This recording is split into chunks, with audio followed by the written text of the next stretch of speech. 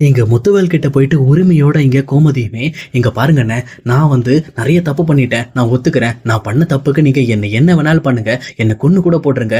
ஆனா என் பொண்ணோட வாழ்க்கையில விளையாடாம பாத்துக்கங்க குமார. ஏன்னா அவனோட பிஹேவியர்லாம் ரொம்பவே தப்பா இருக்கு. தயவு செஞ்சு அத நிறுத்திக்க சொல்லுங்க." அப்படின்ற மாரி இந்த பக்கம் முத்துவேல்ட்ட இன்னொரு பக்கம் கோமதியுமே கேட்குறாங்க. ஆனா கோமதி கேட்டதுக்கு இங்க முத்துவேலுமே, "முதல்ல நீ என்ன அண்ணன் அண்ணன்னு கூப்பிடுறத நிறுத்து.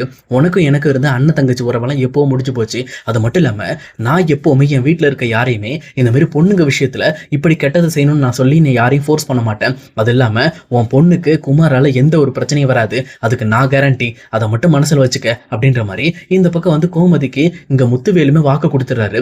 அதாவது குமாரால இங்க அரசுக்கு எந்த ஒரு தொந்தரவும் வராது அப்படின்ற மாதிரி முத்துவேல் வாக்கு கொடுத்துறாரு. ஆனா இங்க சக்திவேலுக்கு சுத்தமா அந்த விஷயம் பிடிக்கவே இல்லை. ஏன்னா அவரோட பிளான் படி அவர் எப்படியாவது பாண்டியனுக்கு இங்க சம்மதி ஆகணும். அது மட்டும் இல்லாம இங்க பாண்டியனை பயங்கரமா டார்ச்சர் பண்ணணும். அதுக்கு ஒரே வழி அரசியை குமார் மூலமா நம்ம வீட்டுக்கு கொண்டு வீட்டுல வச்சு டார்ச்சர் பண்ணனா ஆட்டோமேட்டிக்கா பாண்டியன் ரொம்பவே கஷ்டப்படுவான் அப்படின்ற மாதிரி பாண்டியனை கஷ்டப்படுத்துறதுக்காகவே இங்க சக்திவேல் யோசிச்சுக்கிட்டு இருக்காரு. ஆனா அவரோட யோசனையில தீய வைக்கிற மாதிரி இந்த பக்கம் முத்துவேல் அடுத்த பிளான போடுறாரு. அதாவது ஏற்கனவே இங்க குமாருக்கு பொண்ணு பார்த்துட்டதாவும், அடுத்த இன்னும் ஒரு வாரத்துல மதுரை கிளம்புறதாவும், மதுரையில ஒரு நல்ல பொண்ணா பார்த்து குமாருக்கு கல்யாணம் பண்ணி வைக்கிறதா இங்க சக்திவேல்ட்ட சொல்றாங்க. ஆனா இதை கேட்டவொன்னு இங்க சக்திவேலுக்கு சுத்தமா அந்த விஷயத்தை ஏத்துக்கவே முடியல. அவருமே, "என்னன்னா இது, என்கிட்ட ஒரு வார்த்தை சொல்லாம நீங்க பாட்டுல பொண்ணு பார்த்துட்டு வந்திருக்கீங்க, என்கிட்ட ஒரு வார்த்தை சொல்லலாம்லனே" அப்படின்ற மாதிரி கொஞ்சம் கோவப்பட ஆரம்பிக்கிறாங்க. ஆனா இதை கேட்டிருந்த மாரியுமே, "என்னங்க நீங்க ஏற்கனவே என்ன சொன்னீங்க, அண்ணன் இன்னும் என் பையனுக்கு பொண்ணு பார்க்க மாட்டேன்றான்னு சொல்லி கோவப்பட்டீங்க. இப்போ அவர் பொண்ணு பார்த்துட்டு நிக்கிறாரு. இப்போ போய் கோவப்பட்டு இருக்கீங்க. எல்லாம் நல்ல பொண்ணை தான் பார்த்துருப்பாரு. நம்ம போய் என்னன்னு பார்த்துக்கலாம்." அப்படின்ற மாதிரி இங்க மாரியுமே டைரக்டா முத்துவேலுக்கு சப்போர்ட் பண்றாங்க. இதை பார்த்துட்டு இருக்க சக்திவேலுக்கு ரொம்பவே காண்டாக ஆரம்பிக்குது. முத்துவேல் உள்ள போனதுக்கு அப்புறம் இங்க குமாரை கூப்பிட்டு, "டேய் குமாரு, எனக்கு இதெல்லாம் தெரியாது. நீ எப்படியாவது அந்த பொண்ணை கூப்பிட்டு பேசி அந்த பொண்ணோட மனசை மாத்தி இன்னும் 2 வாரத்துக்குள்ள, அதாவது நாம மதுரை போறதுக்குள்ள இங்க அரசியை நீ கல்யாணம் பண்ணியே தீரணும். அதை மட்டும் மனசுல வச்சுக்க." அப்படின்ற மாதிரி எங்க குமரவேல்ட்ட சொல்றாங்க. ஆனா இது கேட்டுட்டு இருக்க குமாருமே, "என்னப்பா இது இப்படி சொல்லிக்கிட்டு இருக்க? நான் எப்படிப்பா இந்த 2 வாரத்துல அரசியை பார்க்க முடியும், பேச முடியும்? சொல்லப்போனா அவ வெளியில வருவாளா இல்லையான்னு கூட தெரியல. சரி இரு, நான் ட்ரை பண்றேன்." அப்படின்ற மாதிரி இங்க அரசியோட காலேஜ் ஃப்ரெண்டு கிட்ட ஒருத்தட்ட இங்க குமார் கால் பண்ணி அவங்க மூலமா அரசி காலேஜுக்கு வரல அப்படின்ற விஷயத்த கேட்கறதுக்காக அரசியோட போனுக்கு கால் பண்றாங்க. அதே நேரத்துல கோமதி வீட்டுல இருக்கிற அரசியோட போனுமே அடிக்குது. இதை பார்த்த உடனே இந்த பக்கம் அரசி லைட்டா பயப்பட ஆரம்பிக்கிறாங்க. அதே நேரம் கோமதியுமே, "என்னடி போன் வருது, யாரு அவனா, போனை வேணா எடுத்துட்டுமா, பேசுறியா?" அப்படின்ற மாதிரி அரசியை டீஸ் பண்ண ஆரம்பிக்கிறாங்க. ஆனா அதே நேரத்தில் அரசியுமே, "இல்லம்மா வேண்டாம்" அப்படின்ற மாதிரி அந்த போனை எடுக்கிறதுக்கே தயங்குறாங்க. இன்னொரு பக்கம் கோமதி அந்த போன் அட்டன் பண்ணி யாருன்னு பார்த்தா இங்க அரசியோட ஃப்ரெண்டு தான் கால் பண்ணி, "அரசி காலேஜுக்கே வரல, என்ன ஆச்சு?" அப்படின்ற மாதிரி கேட்குறாங்க. அப்போ கரெக்டாக கோமதி ரொம்ப கோபத்தோட, "இனிமேல் அவள் காலேஜுக்கே வரமாட்டா, எப்போவுமே இனிமேல் காலேஜ் பக்கம் தலை வச்சு படுக்க மாட்டா" அப்படின்ற மாதிரி அந்த விஷயத்த சொல்லி காலை கட் பண்ணிடுறாங்க. இதை கேட்டோடனே இந்த பக்கம் வீட்டில் இருக்க மீனா, இன்னொரு பக்கம் ராஜி எல்லாருக்குமே பயங்கர ஷாக்கா இருக்கு. ஏன்னா அத்தை இப்படிப்பட்ட ஒரு முடிவு எடுப்பாங்கன்னு சொல்லி அவங்களால யோசிக்கவே இல்லை. உடனே ராஜி இருந்துகிட்டு, "அத்தை ஏன் இப்படி பண்றீங்க, எதுக்காக அரசியோட படிப்பு நிறுத்துறீங்க?" அப்படின்ற மாதிரி கேட்குறாங்க. அப்போ கோமதி இருந்துகிட்டு, "இதுக்கு மேலே இவ படிச்சு ஒன்றும் பண்ண போறது இல்லை. இவ வெளியில போனான்னா நமக்கு தான் பிரச்சனை. இவளை வெளியில விடாம உள்ளதான் வச்சிருக்கணும்" அப்படின்ற மாதிரி ரொம்ப கோபத்தோட பேசிட்டு இருக்காங்க. ஆனா இதை கேட்டுட்டு இருக்க மீனாவுமே, "அத்தை நீங்க உண்மையிலுமே தப்பா பேசிட்டு இருக்கீங்க. இன்னும் ஒரு வருஷத்துல அரசிக்கு காலேஜ் முடிய போகுது. அது முடிஞ்சதுக்கு அப்புறம் ஆட்டோமேட்டிக்கா நம்ம என்னன்னு பார்த்துக்கலாம். நீங்க அவசரப்படாதீங்க" அப்படின்ற மாதிரி அவங்களும் சொல்லி பார்க்குறாங்க. ஆனா கோமதியுமே, "இல்ல மீனா, இந்த விஷயத்துல நீங்க யார் எத்தனை பேர் என்கிட்ட அட்வைஸ் பண்ணாலும் சரி, இனிமேல் அரசு எந்த ஒரு காரணத்தை கொண்டும் படிக்கிறதுக்கு போக மாட்டா. அவள் லைஃபே வேஸ்டா போனாலும் எனக்கு பரவாயில்ல.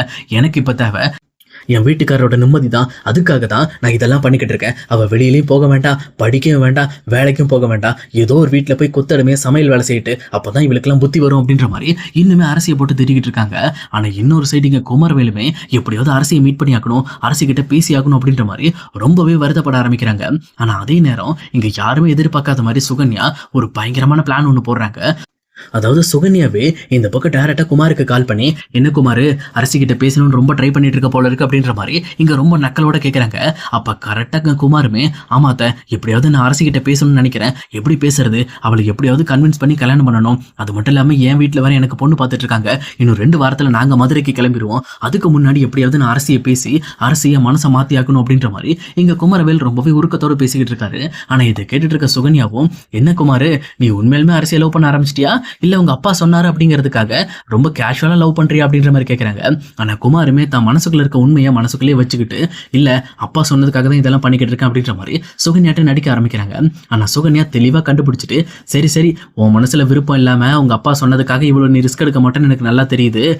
ஆனா அரசிக்கிட்ட நீ பேசணும்னா ரொம்பவே பொறுமையா இருக்கணும். அதுக்கான சிச்சுவேஷன் வரும்போது நானே சொல்லுவேன். அப்ப நீ கரெக்ட்டா பேசினா போதும். அது மட்டும் இல்லாம அரசி கையில ஃபோன குடுத்து நானே பேச வைக்கிறேன். ஆனா அதுக்கு எனக்கு டைம் வேணும். கொஞ்சம் அமைதியா இரு அப்படின்ற மாரி இங்க குமரவேலுக்கு ஒரு இன்ஸ்ட்ரக்ஷன குடுத்துட்டு, இந்த பக்கம் வந்து சுகன்யா எப்பவும் போல இங்க அரசி கிட்ட ரொம்பவே இன்வால்வ் ஆக ஆரம்பிக்கிறாங்க. அரசி நீ எதுவுமே சாப்பிடல. முதல்ல வந்து சாப்பிடு. எந்த பிரச்சனையும் ஆயிருக்காது அப்படின்ற மாரி அரசிய சமாதானப்படுத்துற மாரி அரசி கூட சேர்ந்து ரொம்பவே வந்து க்ளோஸ் ஆக ஆரம்பிக்கிறாங்க.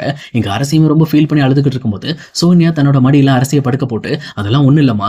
எல்லாம் சரியா போயிடும் விடு. லைஃப்னா இவ்வளவு பிரச்சனைகள் வரத்தான் செய்யும். நம்ம தான் சமாளிச்சு வரணும் அப்படின்ற மாரி இங்க போலியான அட்வைஸ குடுத்து அரசிய கொஞ்சம் கொஞ்சமா மனச தேத்திட்டு இருக்காங்க. ஆனா அதே நேரம் இங்க பாண்டியனுமே வெளியில போயிட்டு டைரக்ட்டா அவங்க மாமா கிட்ட போயிட்டு இந்த மாரி அரசிக்கு நான் மாப்பிள்ளை பார்க்கலாம்னு இருக்கேன். அதுக்கு ஒரு சரியான மாப்பிள்ளை உங்க பையன் மட்டும் தான் அப்படின்ற மாரி அவர்கிட்ட பேச ஆரம்பிக்கிறாங்க. ஏன்னா அவருமே 2 வாரத்துக்கு முன்னாடி கடைக்கு வந்து இந்த மாரி என் பையனுக்கு நான் பொண்ணு பார்க்கலாம்னு நினைக்கிறேன். உன் பொண்ண கல்யாணம் பண்ணா நல்லா இருக்கும்னு நினைக்கிறேன் அப்படின்ற மாரி இங்க பாண்டியன்ட்ட பேசியிருப்பாரு. இத கேட்ட உடனே அங்க பாண்டியனுமே இதுல இன்ஸ்பயர் ஆகி போய் தான் இந்த பிரச்சனையை சமாளிக்கிறதுக்கு ஒரே வழி அரசியோட கல்யாணம் அப்படின்னு சொல்லி இங்க பாண்டியனுமே டைரக்டா அரசிக்கு கல்யாணம் பண்ண ஒரு முடிவு பண்றாங்க. ஆனா அதே நேரம் இந்த விஷயம் அரசிக்கு தெரிஞ்சாலும் கொஞ்சம் வருத்தப்படுவாங்க. பட் இருந்தாலும் பாண்டியனோட பீச்சை மீறி இந்த பக்கம் அரசு எந்த ஒரு முடிவும் எடுக்க மாட்டாங்க. அதுல ரொம்பவே அக்யூரேட்டா இருந்த பாண்டியனுமே இதுக்காக வந்து சம்மந்தம் பேசுறதுக்கு முடிவு பண்றாங்க. அதனால அவங்களுமே கரெக்டா அடுத்த வாரம் நிச்சயம் வச்சுட்டு அதுக்கப்புறம் ஒரு மாசத்துக்குள்ள கல்யாணம் வச்சிடலாம் அப்படின்ற மாதிரி இங்க பேசி முடிவு பண்ணிட்டு பாண்டியனும் இன்னொரு பக்கம் இங்க பழனியும் சேர்ந்துட்டு டைரக்டா வீட்டுக்கு வராங்க. இங்க பழனிக்கு ரொம்பவே சந்தோஷமா இருக்கு. பட் இருந்தாலும் இங்க பாண்டியனோட மனசை பார்த்துட்டு, மாமா நீங்க எதுக்காக இப்ப அவசர அவசரமா இங்க அரசிக்கு கல்யாணம் ஃபிக்ஸ் பண்றீங்க? ஒருவேளை உங்களுக்கு அந்த குமாரன் நினைச்சு பயமா இருந்தா நீங்க அதை நினைச்சு பயப்படாதீங்க. அவனை சும்மா 4 தட்டு தட்டி கையை காலை உடைச்சு போட்டு ஆட்டோமேட்டிக்கா எல்லாம் சரியாயிரும் அப்படின்ற மாதிரி இங்க பழனி பேசிக்கிட்டு இருக்காரு. ஆனா இதை கேட்டுட்டு இருக்க பாண்டியனுமே, இங்க பாரு பழனி, நம்ம இப்ப பொண்ணை பெத்து வச்சிருக்கோம். நம்ம ரொம்ப அமைதியா தான் போய் ஆகணும். நம்ம வழியில தான் சரி பண்ணி ஆகணும். அடிதடின்னு போனோம்னா நம்ம குடும்பமான மரியாதை தான் எல்லாமே போயிடும். அதனால இந்த விஷயத்துல நம்ம ரொம்பவே தெளிவா செயல்படணும் அப்படின்ற மாதிரி இங்க பாண்டியனுமே கரெக்டா நுண்ணோக்கு பார்வையோட செயல்பட்டுக்கிட்டு இருக்காரு. ஆனா இன்னொரு சைடு சுகன்யாவுமே அவங்களோட ஆட்டத்தை ஆரம்பிக்கிறாங்க. அதாவது அரசியோட மனசுல கொஞ்சம் கொஞ்சமா பயத்தை விதைக்க ஆரம்பிக்கிறாங்க. எனக்கு வேற குமார் கால் பண்ணிக்கிட்டே இருக்காமா, என்ன ஆச்சுன்னு தெரியல, அவன் ரொம்ப பதட்டத்துல இருக்கான் போல இருக்கு. அவங்க வீட்லயும் அவனுக்கு பொண்ணு பார்க்கறேன்னு சொன்னதுனால ரொம்பவே வந்து வழியில வீட்டுக்கே வராம ரொம்பவே வந்து சேடா சுத்திட்டு இருக்கான். சொல்ல போனா எனக்கு தெரிஞ்ச வரைக்கும் தற்கொலை பண்ணிக்கிட்டானா அவ்வளவுதான், என்ன பண்றதுனே தெரியல அப்படின்ற மாதிரி அந்த ஒரு பயத்தை இங்க அரசியோட மனசுக்குள்ள விதைக்க ஆரம்பிக்கிறாங்க. ஆனா அரசிக்கு ரொம்பவே பயமா இருக்கு. தான் வீட்டை மீறி எதுவும் பண்ணக்கூடாது, குமாரை பார்க்க கூடாது, பேசக்கூடாது. அட்லீஸ்ட் குமாரை மீட் பண்ணி இனிமேல் நமக்கு இது செட் ஆகாது அப்படின்னு கூட பேசினாலும் அதுவே பெரிய பிரச்சனையாயிடும் அப்படின்ற மாதிரி அரசு யோசிச்சுட்டு இருக்காங்க. ஆனா இங்க சுகன்யா சொல்ற விஷயத்தை கேட்ட உடனே இங்க அரசியோட மனசுல ரொம்பவே பதப்பதப்பா இருக்கு. ஏன்னா இந்த மாதிரி நமக்காக குமார் மட்டும் ஏதோ பண்ணிக்கிட்டானா அதுக்கான காரணம் நாம தான் இவ்வளவு பெரிய தப்பு பண்ணிட்டோம்னு நினைச்சு இங்க வாழ்க்கை ஃபுல்லா நம்ம கஷ்டப்படணும்ட்டு இங்க அரசியுமே தான் மனசுக்குள்ள யோசிக்க ஆரம்பிக்கிறாங்க. அதனாலே சுகன்யா கிட்ட, அத்தை நான் உங்ககிட்ட ஒரு விஷயம் கேட்கிறேன், எனக்காக அதை மட்டும் பண்ணுவீங்களா? குமார் கிட்ட எனக்காக ஒரு விஷயத்த நீங்க சொல்றீங்களா அப்படின்ற மாதிரி இங்க அரசி கேட்கிறாங்க. உடனே சுகன்யா இருந்துகிட்டு, என்னம்மா, என்ன உனக்காக நான் என்ன சொல்லணும் அப்படின்ற மாதிரி கேட்குறாங்க. உடனே அரசி, இல்ல இனிமேல் வந்து நம்ம 2 பேருக்கு செட் ஆகாது, அதனால நம்ம இனிமேல் பிரேக்கப் பண்ணிக்கலாம். நீங்க தயவு செஞ்சு எனக்காக நீங்க தற்கொலை பண்ணணும்னு அவசியம் இல்லை, உங்க லைஃப்ல நீங்க நல்லா வந்தாலே போதும் அப்படிங்கிறத மட்டும் சொல்லுங்க அப்படின்ற மாதிரி இங்க சுகன்யாட்ட சொல்றாங்க. ஆனா சுகன்யாவுமே, இங்க பாருமா, ஆல்ரெடி நீ பேசின மாதிரி நானே சொல்லிட்டேன், இந்த மாதிரிலாம் அரசி சொன்னா அப்படின்னு சொல்லிட்டேன். ஆனா அவன் ஒரே முடிவோட உன்னை நேர்ல சந்திச்சு பேசணும், இதை அரசி வாயால தான் நான் கேட்கணும், அரசி என் கண்ணு முன்னாடி வந்து சொல்லிட்டு அப்ப நான் கேட்டுக்கிறேன் அப்படின்ற மாதிரி அவனும் ஒரு முடிவோட இருக்கான். நான் என்ன பண்ண முடியும் சொல்லு, என்னால முடிஞ்ச வரைக்கும் அவனை சமாளிக்க பார்த்தேன், ஆனா இதுக்கு மேல என்னால சமாளிக்க முடியாதுமா, நீ தான் எப்படியாவது அவனை மீட் பண்ணி இந்த விஷயத்தை பத்தி நீ பேசியாகணும், பேசாம நான் வேணா இதுக்கு என்ன அரேஞ்ச் பண்ணிட்டோமா அப்படின்ற மாதிரி இந்த பக்கம் வந்து சுகன்யாவும் பக்கா திட்டத்தோட ஒரு பிளான் ஒன்று போடுறாங்க. ஆனா இது கேட்டுட்டு இருக்க அரசியுமே எப்பவும் போல வெள்ளந்தித்தனமா, சரியத்தை யாருக்கும் தெரியாம ஒரே ஒரு டைம் நான் குமாரை மீட் பண்ணி இனிமேல் நமக்கு செட் ஆகாது அப்படிங்கிற விஷயத்த நானே சொல்லிட்டு வந்துடுறேன், இதுக்காக நீங்க நல்ல டைமிங்கை பார்த்து பக்காவான ஒரு இடத்த ஃபிக்ஸ் பண்ணுங்க, நம்ம இங்க வீட்டுல வச்சு எல்லாரும் தூங்குனதுக்கு அப்புறம் போய் மீட் பண்ணிட்டு வந்துடலாம் அப்படின்ற மாதிரி அரசியுமே சுகன்யாவை நம்பி இந்த பக்கம் இவ்வளவு பெரிய விஷயத்த செய்ய ஆரம்பிக்கிறாங்க. ஆனா இங்க சுகன்யாவோட பிளானே இவங்க 2 பேரையும் மறுபடியும் இங்க மீட் பண்ண வச்சு இவங்க 2 பேரையும் ஒரே டைம்ல இந்த வீட்டை விட்டு ஓட வைக்கிறதுக்காக தான் அவங்களும் இதெல்லாம் பண்ணிக்கிட்டு இருக்காங்க. ஆனா இது தெரியாத அரசியுமே மறுபடியும் சுகன்யாவோட வலையில போய் மாட்டுறாங்க. இந்த விஷயம் மட்டும் இங்க பாண்டியனோட வீட்லயும் இன்னொரு பக்கம் இங்க வாக்கு கொடுத்த முத்துவேலோட வீட்லயும் எவ்வளவு பெரிய பாதிப்பை ஏற்படுத்துது அப்படிங்கிறத இனி வரப்போற எபிசோட்ல நம்ம கண்டிப்பா பார்க்கலாம் கைஸ். இந்த வீடியோ உங்களுக்கு பிடிச்சிருந்துச்சு அப்படின்னா மறக்காம லைக் பண்ணிடுங்க. இதே மாதிரி வீடியோஸ் வேணும் அப்படின்னா நம்ம சேனல் ஞாபகமா சப்ஸ்கிரைப் பண்ணி வச்சுக்கோங்க. Okay guys, see you. நம்ம இன்னொரு வேறலான வீடியோல நம்ம மீட் பண்ணலாம்.